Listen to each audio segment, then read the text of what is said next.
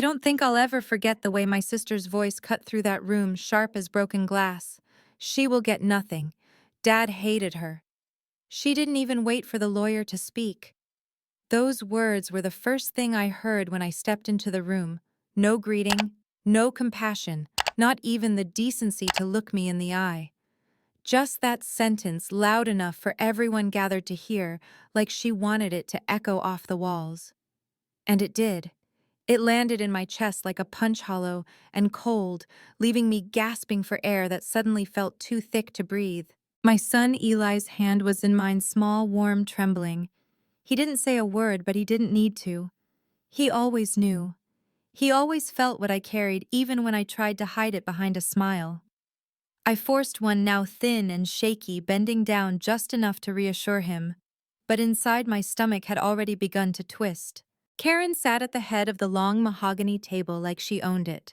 Her dark hair scraped back into that tight bun she wore whenever she wanted to appear superior, lipstick a shade of red that looked like war paint. She didn't have to raise her voice to dominate a room. She never did. All she had to do was sit there perfectly composed while her words did the cutting. Then came the dry laugh I dreaded even more. Uncle Rick leaned back in his chair, smug as always, his fingers laced behind his head like he was watching a show staged for his amusement. "Even her kid knows she's worthless," he muttered, nodding toward Eli. "Like my son wasn't even human, like he was just an extension of me, a target for his cruelty." My heart cracked a little deeper, but Eli didn't flinch. He lowered his eyes to the floor, quiet still. That silence from him hurt more than anything Rick could ever say. Around the table, heads nodded. Cousins, family friends, people I hadn't seen in years, but who had all long ago picked their sides. I wasn't on theirs. I never would be. I swallowed hard, my throat dry as sandpaper, my pulse hammering in my ears. The smell of leather dust and Karen's cloying perfume filled the air, and I thought I might choke. I led Eli to a chair at the far end of the table, away from their glares and smug whispers. The chair creaked as I sat, its sound almost too loud in the tense quiet. Eli climbed into the seat beside me, legs dangling above the floor, hands folded neatly in his lap like he was trying to disappear. He shouldn't have had to be there. He was only 10. But when the letter came with the date and address for the reading of my father's will, Eli had been the one to tell me we should go. "Maybe there's something you need to hear," he said. His voice had been so calm, so certain that I'd agreed. But sitting here now, under their cruel stares, I wondered if I'd made a mistake. Karen turned her head toward me, that poison smile curling her lips.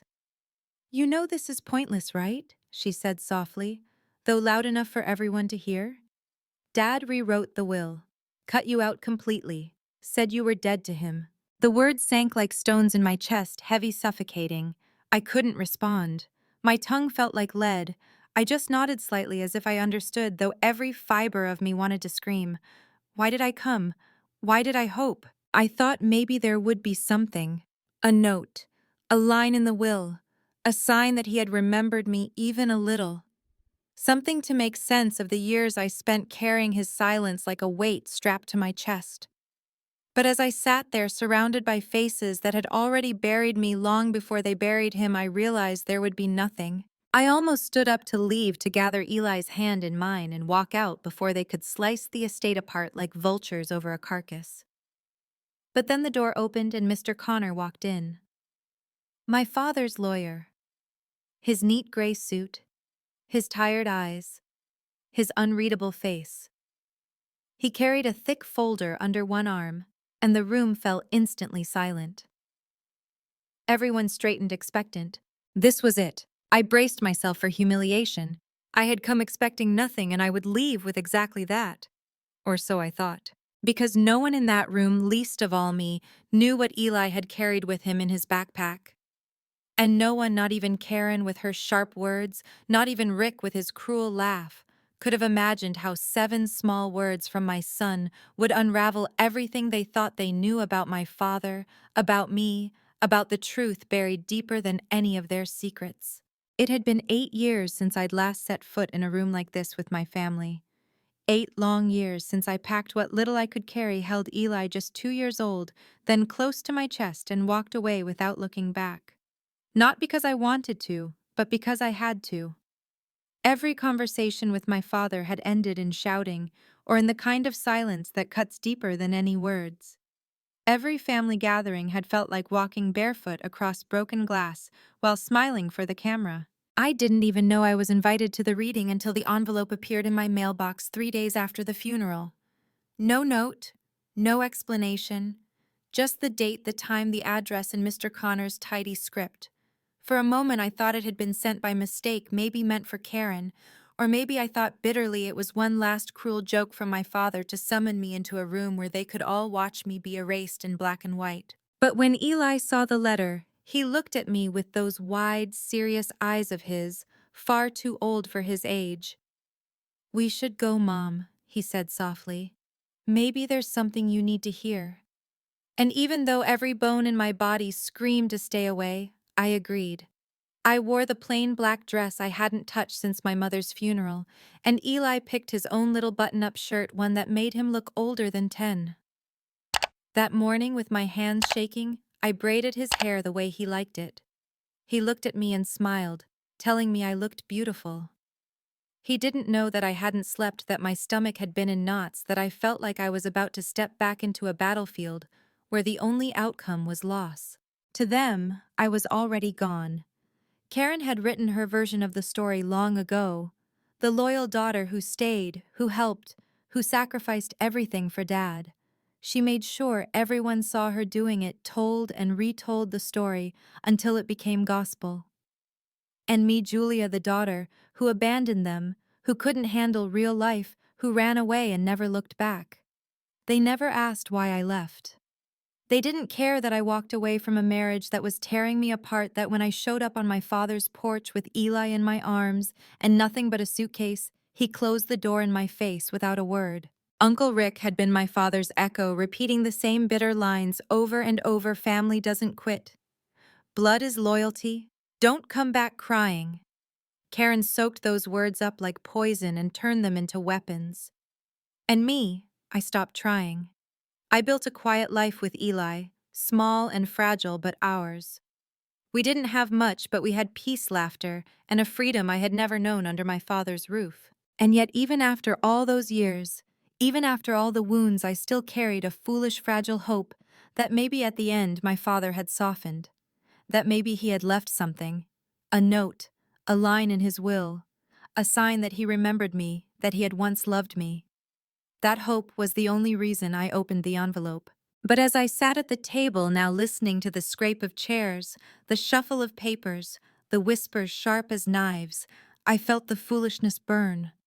My heart thudded against my ribs as Mr. Connor began to read. The words rolled out like stones, heavy and predictable. To Karen, he left the primary residence and all its contents. She didn't smile, but I could feel her satisfaction seeping through the room like cheap perfume. She glanced sideways at her husband, who gave her the smallest nod, like they were already planning renovations. To Rick, he left the lake property and all remaining shares in the family business. My uncle leaned back, folding his arms, biting down on the cigar between his teeth, like a king surveying his kingdom. To Paul, my cousin, the car collection. Paul, who once locked me out of my own room at age 9 just to watch me cry. And then the line I had dreaded, the one I knew was coming. And as previously declared, Connor read in his careful monotone, "My daughter Julia will not receive a portion of this estate." Final, cold, like a door slamming shut. My breath caught. The room spun for a moment. Eli's small fingers slid into mine under the table, grounding me. I hadn't even realized my hands were clenched into fists. His touch was steady, warm, anchoring me before I drifted too far into the darkness rising inside me. I heard the whispers. Karen's smug little scoff. "Told you." Uncle Rick's self-righteous murmur. "Takes a certain kind of person to walk away from her own father." The cousins' silence was worse. Their eyes averted, their mouths tight, their complicity louder than any words. I stared down at the grain of the wooden table, tracing its spirals and lines with my eyes to keep from breaking. My vision blurred with unshed tears. Why did I come, I thought? Why did I think he'd remember me? And then something shifted. Eli let go of my hand. He sat up straighter, shoulders squared his small frame, suddenly carrying a weight far beyond his years. And before I could stop him, before I could even understand, his voice rang out into the tense silence. "You forgot the video he recorded." The room froze. The words hung in the air like smoke. No one dared breathe. Karen blinked, caught off guard. Uncle Rick shifted in his chair, his smirk faltering for the first time. Even Mr. Connor paused, pen hovering over the page mid-sentence. My heart thudded in confusion. "What video?" I whispered, barely above breath, but Eli didn't answer me. His gaze was steady, fixed straight ahead, as if he had been waiting for this exact moment. And then he reached into his backpack. My breath caught as he pulled out a small, crumpled white envelope. My name was written across the front in my father's sharp handwriting letters, pressed hard into the paper, unforgiving as ever. Beneath it, another line scrawled in his unmistakable hand: "For the lawyer only if it gets ugly." The silence in the room deepened. I could hear my own pulse pounding in my ears. "Eli." I managed to choke out, "Where did you get that?" He looked at me, then his face calm in a way that unsettled me.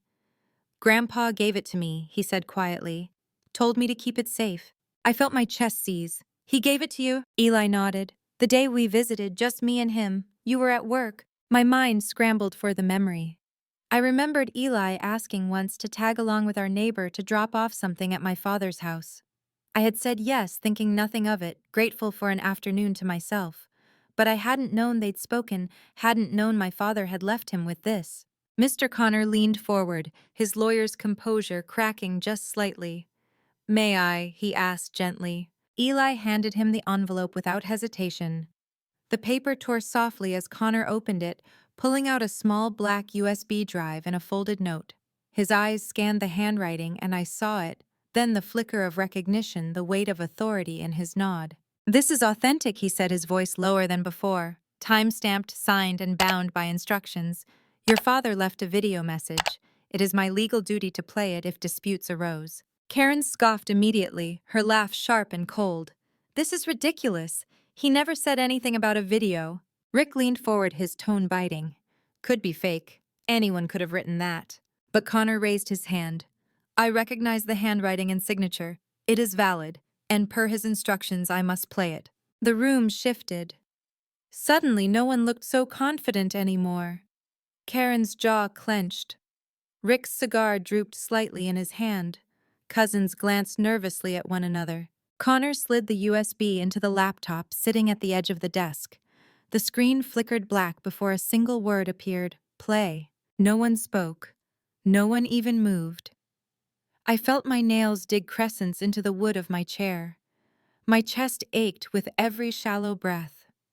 Why had my father left a video? Why had he given it to Eli of all people? And why now, after years of silence, of rejection, was I about to see his face again? Eli sat still beside me, eyes on the screen, calm as if he already knew. I wanted to grip his hand, but I couldn't move. Connor pressed the space bar. The screen glowed faintly before an image appeared. My father. Older, thinner, hunched slightly at his desk. He was wearing the navy sweater I had given him for his last birthday, the one I never knew he'd kept, let alone worn.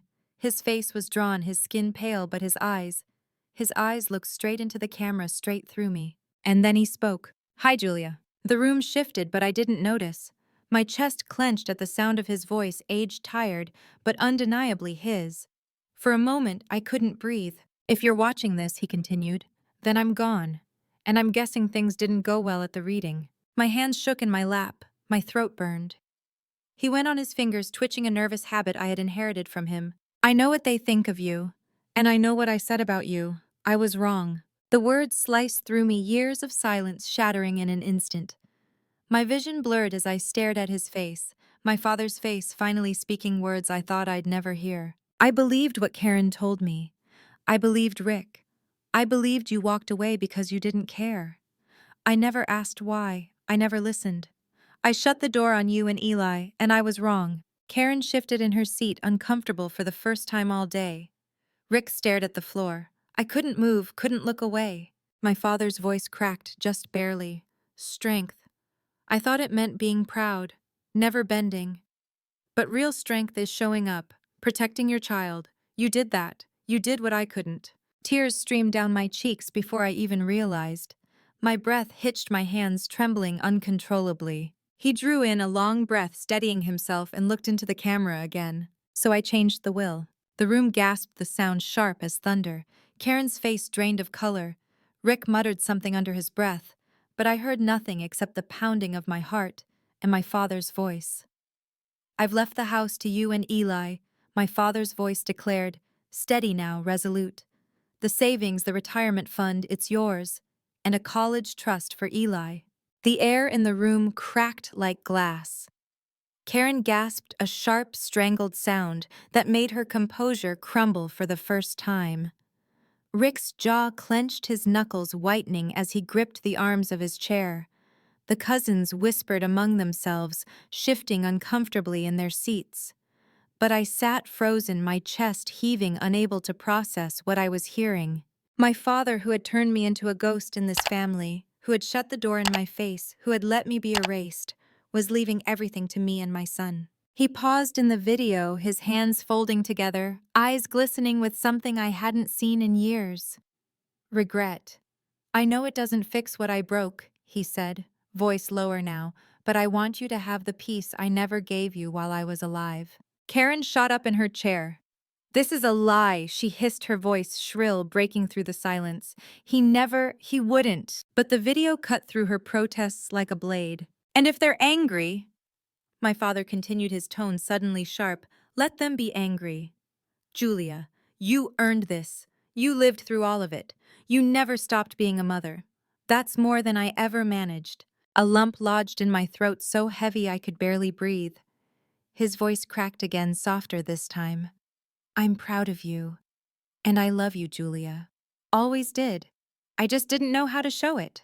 The screen flickered, his image fading, and just before the video went black, he added almost a whisper, take care of my grandson. Tell him, thank you. Then silence, pure holy silence. No one spoke. No one even moved. Chairs squeaked softly as some shifted in disbelief. My hands were pressed to my mouth. Tears hot on my face, unstoppable now. Eli slid his small hand into mine again, squeezing gently. He wasn't crying. He just looked at me with that steady, knowing smile, as though he had been waiting for this moment all along, for me to finally hear what I needed. Karen's chair screeched as she stood abruptly. Her hands shook as she snatched up her bag, her face pale and blotchy. Without a word, she stormed out, Neil trailing behind her, red-faced and muttering curses under his breath. Rick stayed longer, jaw locked, his eyes fixed on some distant point, refusing to meet mine. For the first time, he had no smug remark, no cruel barb to throw. He looked at Connor like he wanted to argue, but even he knew there was nothing to fight. My father's voice had spoken. His truth was final. One by one, the others left. Some avoided my gaze. A few offered me faint nods, pity, or perhaps a flicker of respect, but I couldn't tell. Soon it was just the three of us, me, Eli, and Mr. Connor. Connor cleared his throat, closing the folder with a soft click. There will be paperwork, he said, his voice gentler than before, but everything is in order. I nodded faintly, still unable to find words. What could I say? That my father had given me back a piece of myself I thought was lost forever, that the weight of years of silence had just begun to lift. He offered me a small, genuine smile before excusing himself, leaving Eli and me alone at the table. The silence that followed wasn't the suffocating kind I had grown used to. No, this silence was whole, peaceful, as though something inside the room and inside me had finally settled. I turned to Eli. He was still holding my hand, still watching me like I was the strongest person in the world. But I knew the truth. He was the one who had saved me. He was the one who carried that envelope, who carried the hope I had long since buried. Thank you, I whispered. He tilted his head. For what? For being braver than me. For holding on to something that mattered. He smiled softly. I just wanted you to hear him. And I had. Not just in the video, but in the way the air had shifted, the way the silence now felt like peace instead of punishment. That's the thing about truth. It doesn't always come when you want it, but when it finally arrives, it changes everything. I don't know how long I sat there, my hand still pressed over my mouth, my cheeks wet with tears. I hadn't even noticed falling. It felt like something inside me, a grief, a silence I'd carried for years, was finally breaking apart. And in the cracks, light was coming through. Eli leaned into me, his hand small and sure in mine, anchoring me in the moment. My father's words echoed in my chest. Words I had once thought impossible. I'm proud of you. I love you. Simple words, but heavy enough to undo years of exile. Across the room, the shadows of Karen's absence still lingered. She had walked out because she couldn't bear to face the truth that the man she had clung to, the approval she had weaponized, was not hers alone to claim. For once, she didn't win. For once, her version of the story wasn't the final one. Rick's silence haunted me too. He had stayed longer than the others. His jaw set, his eyes cold, as if trying to summon a fight that would never come. But even he had left in the end, shoulders heavy with a truth too solid to deny. They couldn't erase me anymore. My father's voice had made sure of that. When the last door closed behind them, I sat back in the chair, my heart pounding, but lighter than it had been in years. The silence that wrapped around me now wasn't cruel. It wasn't a punishment. It was peace. I turned to Eli. He was studying me with those wise, patient eyes that so often made me forget he was only 10. "Are you okay, Mom?" he asked. I let out a shaky laugh, wiping at my face. I think I am. We stayed in that room a little longer, maybe because I wasn't ready to leave. Maybe because I just wanted to breathe in the stillness of a place where for the first time in years I felt like I belonged. My father's voice replayed in my head over and over. "You earned this. You lived through all of it. You never stopped being a mother." Those words stitched something inside me that had been torn for so long. I had been told I was worthless, told I was nothing, told I was erased.